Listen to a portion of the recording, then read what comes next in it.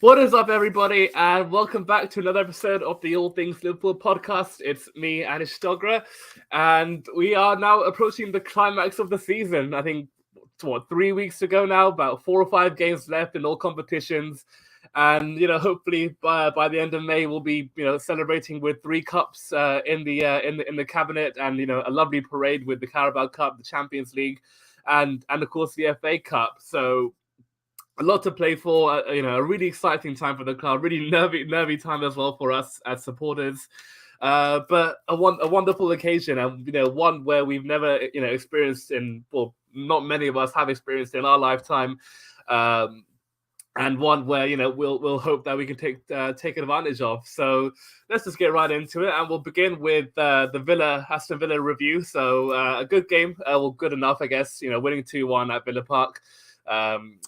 Obviously what happened there last season, losing 7-2, and the manner of the defeat as well.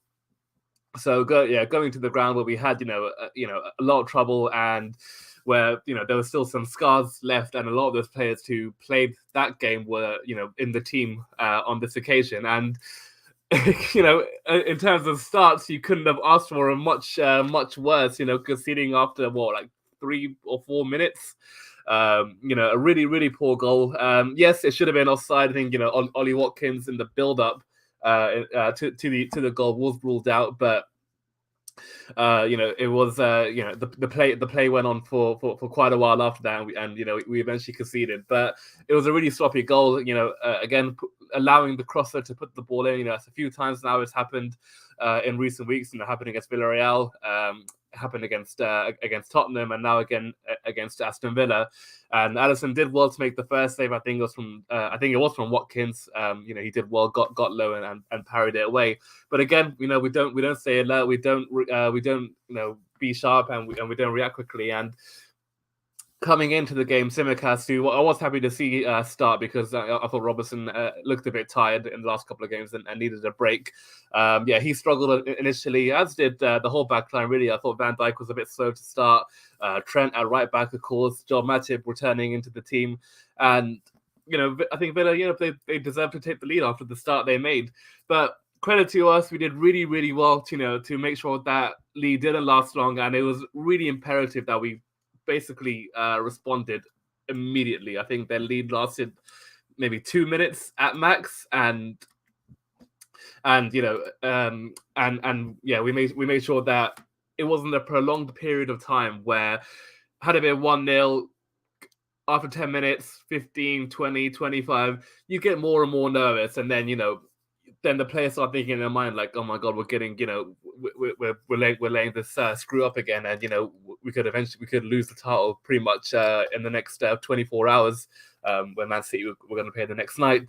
But excellent from Trent, his delivery into the box, whether it goes in first time from a player who meets his cross, or whether it's into an area where it'll cause a lot of danger. It's always spot on 9 times out of 10, and that's exactly what happened for the goal. Great ball in, caused a lot of disruption.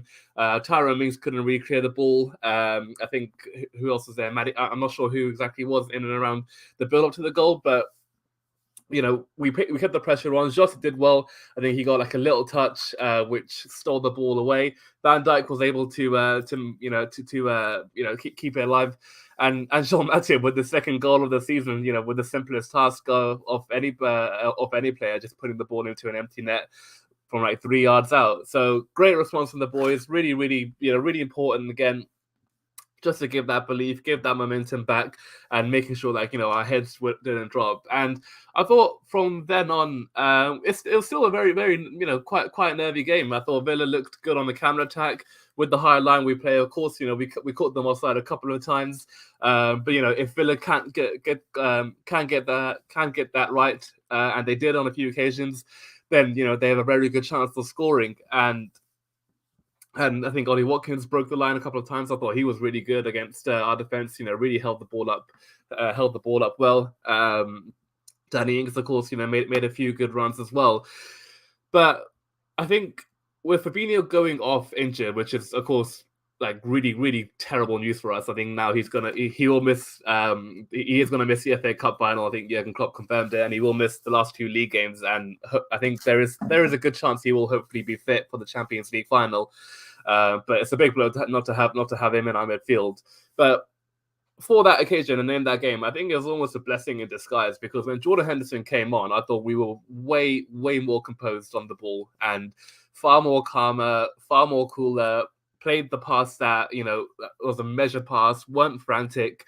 And Henderson provided a lot of that. He picked up good positions in that number 6 role in defensive midfield and made sure that he was available to receive the ball at all times. He made sure that he could pass the ball, whether it was left to Tsimikas or right to Trent, and just keep the move going and, keep recycling possession. And that's exactly, I think, what we missed in that opening period, for about 20, 25 minutes. And then when Henderson came on, you could see the control came in, and it was much, much better, much more better performance in Liverpool, and the performances that we have seen from pretty much this calendar year, other than the last, 1 or 2 results.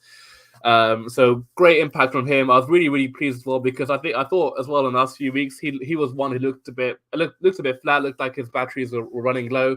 But he came on, showed that there's still plenty left in the tank going into the last couple of games, and really, really produced a captain's performance in that midfield. And I'm not surprised. I'm not surprised one bit, because he's done it for us pretty much, ever since he was made captain, and he will continue to do it for the next couple of years until he eventually calls it a day or moves on. So great impact on him. Really gave us control, and probably should have been in front at halftime. I thought there were some really good moves going forward, particularly towards the end of the first half. I think there was one right at the end where Naby Keita I think he took his eye off the ball and it was pretty much had an open goal. He was unmarked, 10 yards out, just had the keeper to beat. And he did very well, I thought, as well, in terms of making attacks. I thought his passing was really nice. I thought his give and goes were good. His array of passing and his vision. So that was all very, very nice. And it's just, a pity that he couldn't finish off one chance right at the end of the first period. But in the second half, again, really, really good from us. I thought we pretty much left off from where the first period ended, and made sure that Villa couldn't have much joy. They couldn't have much possession, and I think there was like one period where we had like 60 or 65% possession. So really showing our control and our and really asserting ourselves in the game. And then with the goal, again, absolutely wonderful from the front three. It doesn't really matter who's the front three nowadays, whether it's the OG front three of Salah, Mane, Firmino, or it's the new one with Jota, Salah, Mane, or Salah, Diaz, Mane, or there's so many kind of combinations. But on this occasion, it was Jota, I think, who started through the middle, Diaz, who started on the right, and Mane on the left. But in the game, they were always interchanging. There was never, I think, more than 5 minutes where they were in one fixed position. They were always rotating, and that's the beauty of our attack. They're all interchangeable, and that's why Klopp, he looks and the scouting department, they look for players who can be used in more than one position, because you want that versatility, and it proved again on that occasion. So this time Diaz, again, I'm running out of words for him. Like, the impact he's made since he's come in, I mean, it's the reason why we are still technically going for 4 trophies. His impact, the goals he scored, the assists he's provided, but the most impressive thing is of course the style of play. The fact that he looks so dangerous every time he gets the ball. And I think I mentioned this a couple of weeks ago on one of the other podcasts.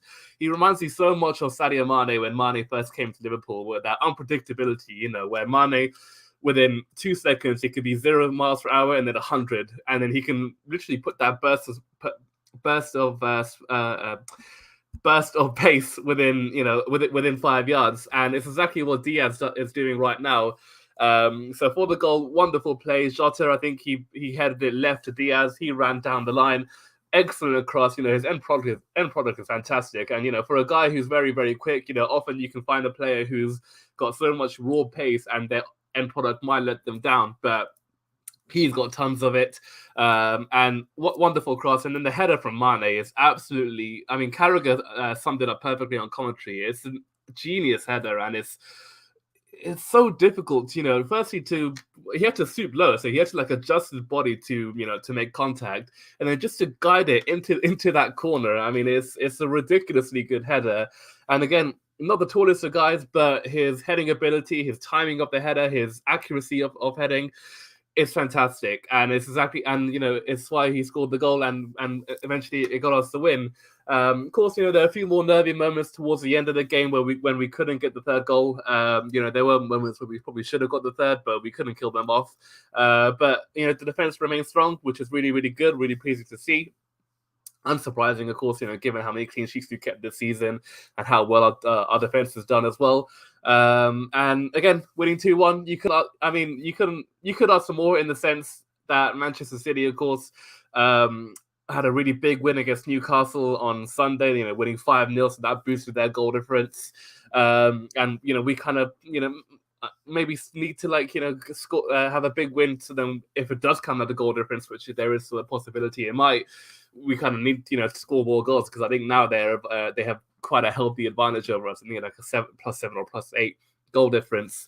But 3 points is all you can ask for. And given what after the slightly disappointing result against Tottenham, it's very important to get that victory. And again, the man of the victory, coming from behind, responding very quickly, controlling large parts of the game, it bodes very well. And I thought after Tottenham and in moments against Aston Villa, I was worried that we kind of ran out of steam. At the most important point part of the season, where obviously we've got 2 more trophies to win and still more games to compete and trying to get more points. But very pleasing that we still have enough in the tank, and hopefully we'll be able to show that on Saturday against Chelsea in the FA Cup final. The first, I think it's the first time in 10 years where we've reached the FA Cup final, funnily enough, against the same team as well, who we played on that occasion, played Chelsea in 2012. We lost 2-1. I think Drogba and Ramirez, I think, scored the goals, and Andy Carroll pulled one back for us, but we unfortunately came away empty-handed.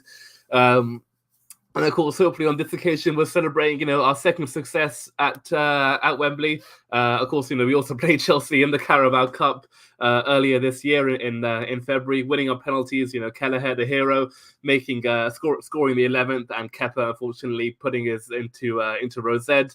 And as much as I would like to say, I want to repeat off that result, I don't really want to repeat off that kind of performance, because whilst I thought we were okay, I thought we looked quite dangerous. Again, Diaz was really, really good that game against Reece James, who of course is a very good right back.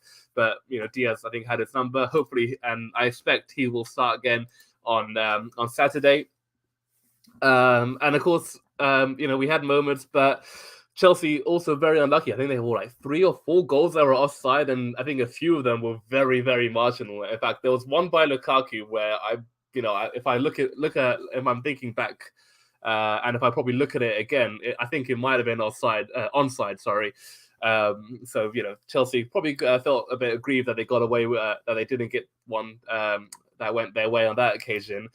And of course, Chelsea going into this game, I think now after that win against Leeds on Tuesday, a real morale booster, because their form of late has been pretty dreadful. Excuse me. Of course, against Wolves in their previous home game, blew a 2-goal lead with about 20 minutes to go.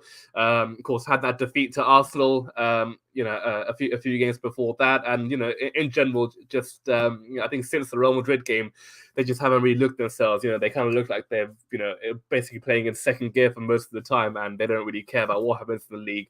And to be fair, they have reason to, because I never felt Chelsea were in danger of ever finishing outside the top 4, and I always felt that they needed 2 wins to secure that, and they had very easy fixtures as well. So Chelsea almost certain to be in the top 4. I think now, even mathematically, I know Tottenham are winning against Arsenal pretty convincingly, but Chelsea need 1 or 2 more points, and that will mathematically guarantee it, which it will happen sooner or later. But against Leeds, a good win for them. Coming up against a team who are just kamikaze. I think that's the best way to describe them. The way they play, the way they try to win the ball back. I mean, for lack of winning the ball anyway, and just the fact that. They've shown some better signs under Jesse March defensively, but I don't think they massively improved since they sacked Bielsa. And it was a perfect game for Chelsea to play just to get their morale back. So 3 good goals, and one player I think I want to highlight from that game, and who looks like he might be finding his mojo back again, is Romelu Lukaku. Much maligned this season. Coming in for £100 million or just under. Big hopes for him, that he will be the missing piece in that Chelsea team. Of course, after winning the Champions League last season without pretty much, a proper striker. They had Werner, but, he was he was unable to to get that 20-30 goals that they needed. Kai Havertz, of course, did a good job in most games, and is a real big game player, but isn't a proper number 9, proper striker. And bringing in Lukaku, scored 30 odd goals for Inter Milan last season, won the title, looked like he was a complete player. And Chelsea bringing him back to see if he could be the final piece in the jigsaw to help them win the title for the first time in 5 years, but hasn't gone well. He had injuries, of course. Started okay. He got a debut goal against Arsenal, got 2 against Aston Villa a couple of weeks later. But he had that injury, and then he came back, didn't really make much of an impact. And then, of course, that big bombshell interview in December where he said he wasn't happy under Tuchel. Said he would like to return to Inter Milan one day, but. Midway through the season, 5 months into making your second return to Chelsea, not exactly what you want to hear as a Chelsea fan. And then from then on, it's just been a real slump for him, both in front of goal, both in terms of his relationship with the supporters, and all of that really. But credit to him, was really, really good against Wolves. 2 goals. You can't ask much more from your number 9. I think there's a famous old saying where, as a striker, you could have a terrible game and score, 1 goal and, it could be the winning goal, or you could have a really good game and score and, not score at all. So Lukaku, I didn't see the goals against Wolves, but whether they were good or not, important for him to get the goals, which should have got Chelsea 3 points, but in the end only got them 1. And against Leeds, from what I heard, he was a really good player, real menace. It looked like the Lukaku we had seen at Inter Milan and had seen at Everton, where he's quick, he's strong, he's fast, he's got clinical instincts, and his build-up play is very, very good. And then, of course, he rounded it off with another goal. So Lukaku coming into the cup final, I do think he actually might go with him as well this Saturday. Thomas Tuchel, I think he will repay that faith that Lukaku's kind of shown him in the last couple of games, and as well in the game in the Carabao Cup final. I thought he had a pretty good impact when he came off the bench. Of course, scored that goal, which might have been offside. If you're speaking to a Chelsea fan, they probably will say it.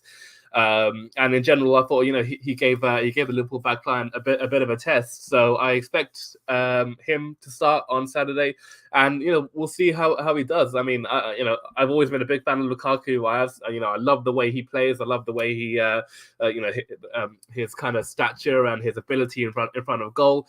And I think he is a real menace for any defense in the world if he wants to be so. And it doesn't matter if you're Van Dijk or if you're Ruben Dias or if you're any top defender in the world. You will always struggle against Lukaku if he's on it. So let's see if he starts on Saturday, and let's see if he can produce the goods for Chelsea. But I think for us, we just have to make sure that we control our game, because it doesn't really matter who you're coming up against. And when you're Liverpool, when we're on course to get 90 points again, something like that, and when we've won so many games and shown the football that we have shown this season, you just got to trust your own game, play your own game. I know they'll always play the high line, which I don't like, but clearly it works, so they will play it. And you got to trust it because it has worked pretty much 8-9 times out of 10 this season. Control the midfield, get the ball quickly to your front 3, which I expect will be Mane, Salah, and Diaz. I think that's the front 3. Basically, you got to pick now for the rest of the season, unless Jota somehow does something in the FA Cup final. If he comes off the bench and scores like a goal or 2, or Firmino, and then they play their way into form, then you got a decision to make. But on form right now, I know Salah's not really on form, but he's still world class, and he is a big game player. Scored in the cup finals for us before, and loves playing in the big occasions. So I expect he'll start, and then Mane and Diaz, two players in brilliant form of late, and will definitely start in that game.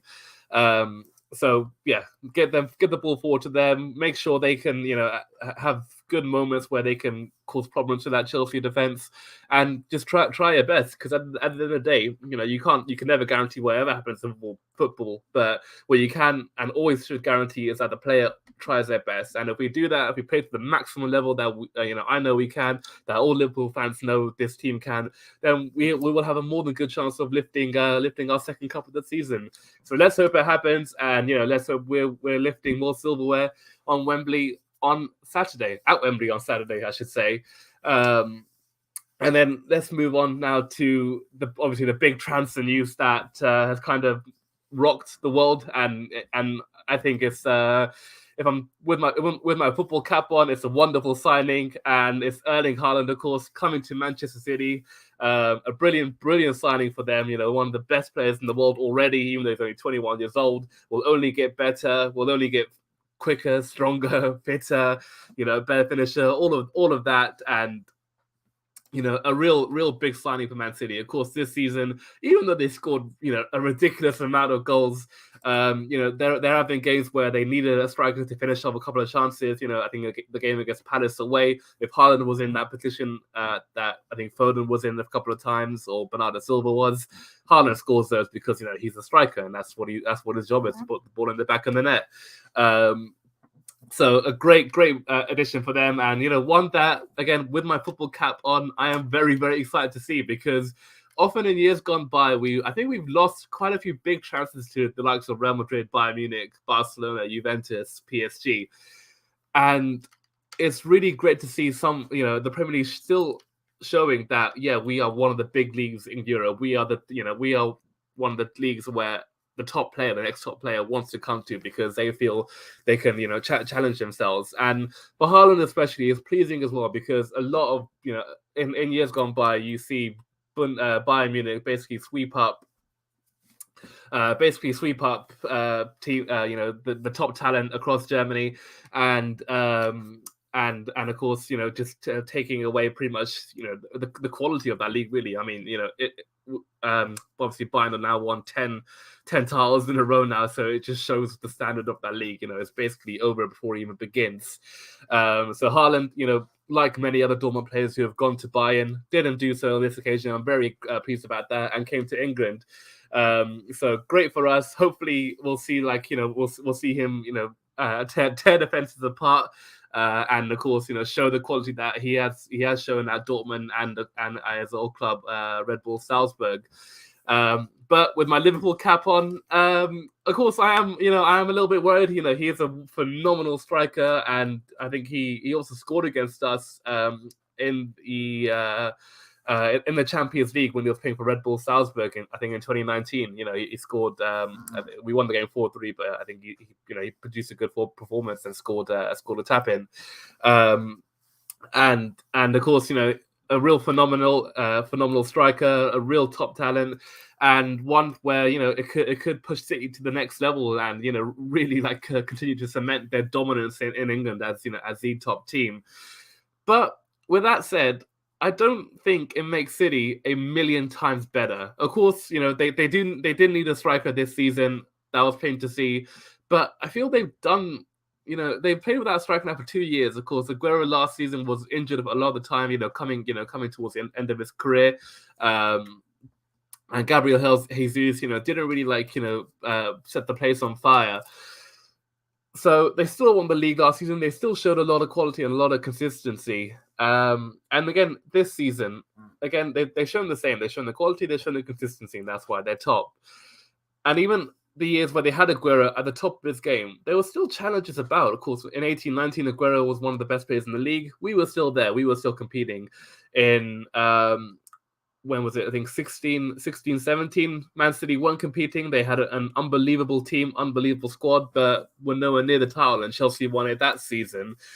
Same again in 15-16. So Man City have always shown that they are, of course, a wonderful team and a really, really exceptional side, but they're not perfect. And what I mean by that, I think there are some things in football that money cannot buy, and I'll exhibit the Real Madrid game.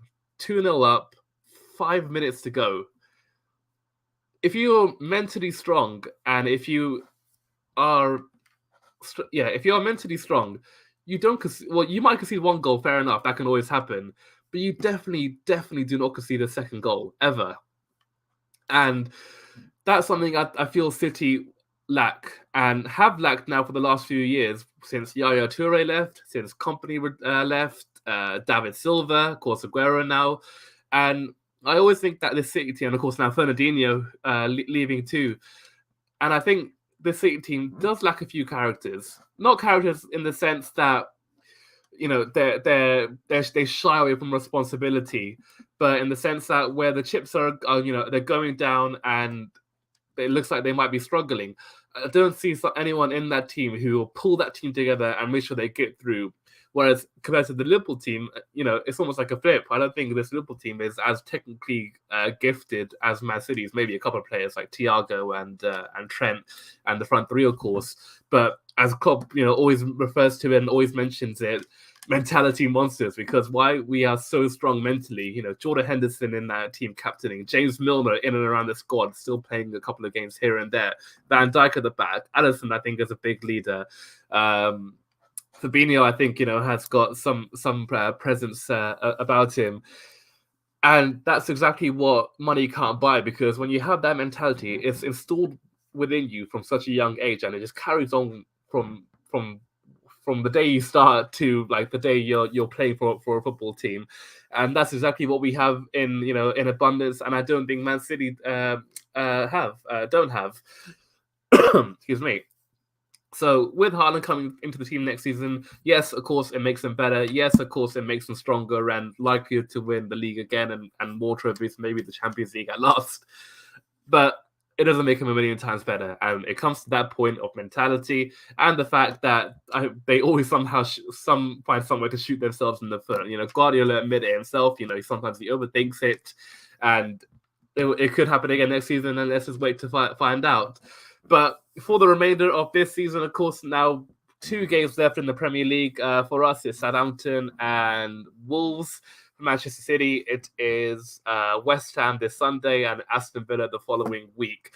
And with the title race now, of course, after that draw against Tottenham and City's win against Newcastle, they moved 3 points clear and, you know, boosted their goal difference significantly. So, and then, of course, another big win at Wolves, you know, Kevin De Bruyne. I mean, what can you say about him? Like, you know, I was really disappointed. I thought, you know, Wolves would be one of the games where City could have, you know, a potential scare, given that, you know, they're very hard to beat defensively. Wolves.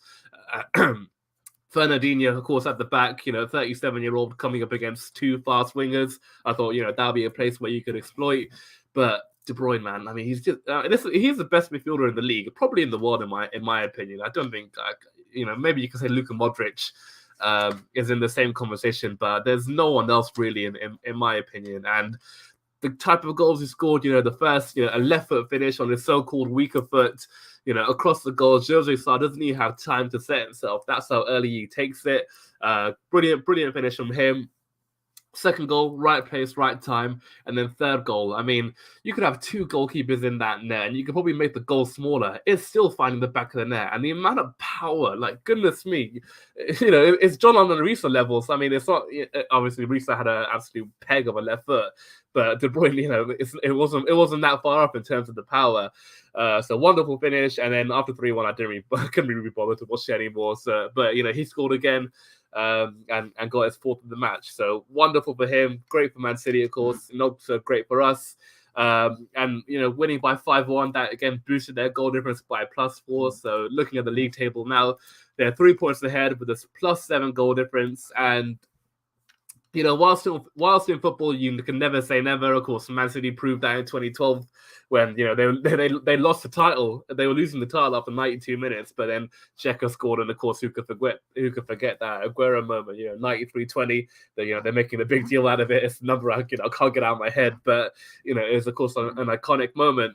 And hopefully again that will happen again, but this time for us, and you know, and in an opposite fashion for Manchester City. You know, hopefully Aston Villa go there on Sunday for the Coutinho. Of course, he's also a permanent signing now. They confirmed it today. Stevie G, of course, and Danny Ings. Hopefully, they can produce something out of the hat for us. And I think that I still have some hope. West Ham on Sunday. This is a real test for them. I think West Ham are at home. Of course, now out of the Europa League, sadly, they couldn't do the job against Frankfurt, which is a real shame because I really wanted West Ham to win it. But unfortunately, they couldn't go to the final and couldn't be in the Champions League next season. But they still have a chance of finishing in that sixth spot and making sure they play in the Europa League, which for them is a real again, a real brilliant achievement for David Moyes and the team, given the fact that they got a thin squad, had lots of injuries this season, didn't really strengthen in January, or in fact, I don't think they strengthened at all. And they're still keeping up standards. And with the game in hand over Manchester United and a plus 10 goal difference over them, they still have a chance of getting into that sixth spot and playing in the Europa League. And with the Conference League as well, it's just a pointless trophy. It really is. I mean, the one good thing that's come from the Conference League is that it's made the Europa League way more appealing. If you go on to win the Europa League now, of course, you get the Champions League, you're seeded in top spot, and of course, it is still a pretty big trophy, and it's got history behind it, especially when it was used to be known as the UEFA Cup. So West Ham, real big opportunity for them to get 3 points on Sunday. This is their last game in hand. I don't think Man United are playing this weekend, so great chance for them to win against Man City, put the title race back in the balance, hopefully, and of course for them, be playing in the Europa League next season. So hopefully they do us a favor, and even if they can somehow take a point, that's still something, because it'll give us a bit of a chance going into the game against Southampton. Of course, if we win that and City draw, we'll be back to 1 point, and then Aston Villa's task on Sunday is pretty much keep a clean sheet, and then hopefully we can beat Wolves, and then you will still hopefully be achieving the title. But a tall order, and the reason why I say it's a title race over, because I do expect City to go through. I do expect them to get the job done, and when they're in this position, when they're so close to the finale, they don't screw it up and they don't slip up. I do expect them to get the job done against West Ham on Sunday. But yeah, that's enough for the title race. And of course, obviously not really to do with Liverpool or the title race, but a big game nonetheless tonight at the Tottenham Hotspur Stadium, the North London derby between them and Arsenal. And going into the game, I really had hopes that Arsenal would get the job done. I've been rooting for them all season for them to get in the top four because of how the way they've gone about their season. Bringing through young players, bringing through Saka, Martinelli, Smith Rowe, Odegaard, of course, and the signings they made. Ramsdale, I thought, came in and there wasn't much excitement behind it, but he's done well in for the large part of this season. Tomiyasu, another one, Ben White as well. And I thought, all right, Arsenal, if you guys can win the game tonight, you'll be in the Champions League. It will mathematically be over. Arsenal would have been 7 points clear, 2 games to go, so ending the fight. I even thought a draw would have been more than good enough. A draw again would have meant that Arsenal need, I think, was it 1 win maybe from the last 2 or something like that to guarantee it. But credit to Tottenham, clearly they were buoyed after their result against Liverpool. They played very well. Their game plan went to perfection. And I think, in reality, I think Arsenal shot themselves in the foot tonight. I thought they started well. They gave a good account of themselves, and within the first 20 minutes, were more than in the game. But Cedric, right back, I mean, there's a reason why he's never played at a top club before. And there's a reason why he spent some part of his career at Southampton. Because he's an okay defender, don't get me wrong. He'll do you a job, in the cup games and in the lesser Premier League games. But when you're coming up against Tottenham, when you're coming up against Son and Kane, you just can't. Simple as that. And dreadful decision from him to give away the penalty. Definite penalty. He doesn't look at the ball. He puts his arm out, and it makes Son tumble to the floor. So clear cut decision. No qualms from everyone.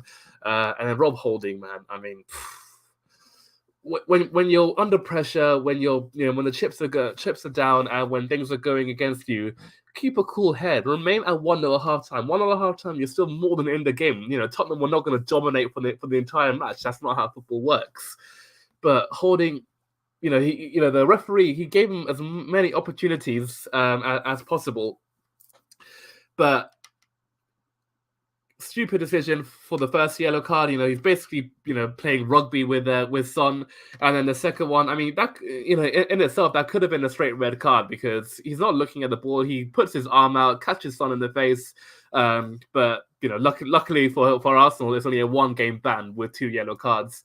And then you also got to look at the questioning from Arteta. Like, why has he not brought on Ben White immediately? As soon as your centre back is off, you take off an attacker. Of course, it's never nice, and you want to think you can still get into the game, but you don't do that. You take an attacker off, bring a centre back on, and make sure you shore up. And even at 1-0 down at halftime, down to 10 men, there is still a chance. You can always get a penalty, you can always get a set piece and score. But they didn't. And then for the set piece, again, if Ben White was there, I think they probably don't concede that goal. And then 2-0 at halftime, down to 10 men, it's game over. And then Son really wrapped it up right at the end of the match. Not the end of the match, at the beginning of the second half, really, to seal the points. And then now, of course, that means the top 4 race will go down to the wire. It will go down to most likely will go down to the last 2 games of the season. And looking at it right now, so Arsenal still in 4th spot. They got to remember that they still have top 4 in their own hands. 2 wins and they will be there. But Tottenham now a point behind them, much better goal difference. If that does come into play. 1 point behind them now on 65. So it's going to be interesting. It's going to be very, very interesting. I still hope Arsenal will do it. I still have some belief that they will do it. They got some. The last 2 fixtures aren't too bad for them. They got Newcastle away next Monday, I think. Obviously not this Monday coming up, but the following. In fact, I think it is this Monday. It's the 16th, which is, this is this Monday. So they got 4 days to prepare that, to get this result out of their head. And Arteta has to drill into them. Top 4 is still in your hands. It doesn't matter about the result tonight. It's gone, it's finished.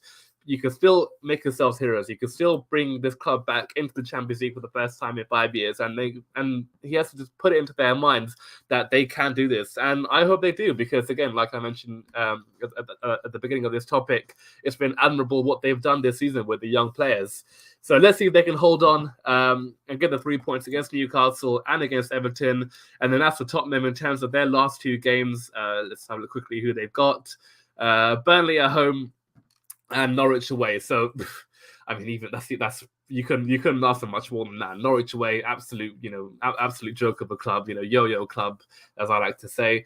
And then Burnley at home, which could pose a challenge. Of course, Burnley is still fighting for their survival. They're still in the scrap, in the relegation scrap, and need a few more results to keep their status, keep their Premier League status alive. But we shall see. And that is all we've got for today for the podcast. So hope you've enjoyed another extensive review and preview and all the topics about the football this week. Again, we'll be back next Thursday, where hopefully the title race will still be alive. And then, of course, we'll preview the last game of the season, and we'll talk about the Chelsea game as well. So that is all we got for today. Hope you've all enjoyed it, and we'll see you next time. Bye.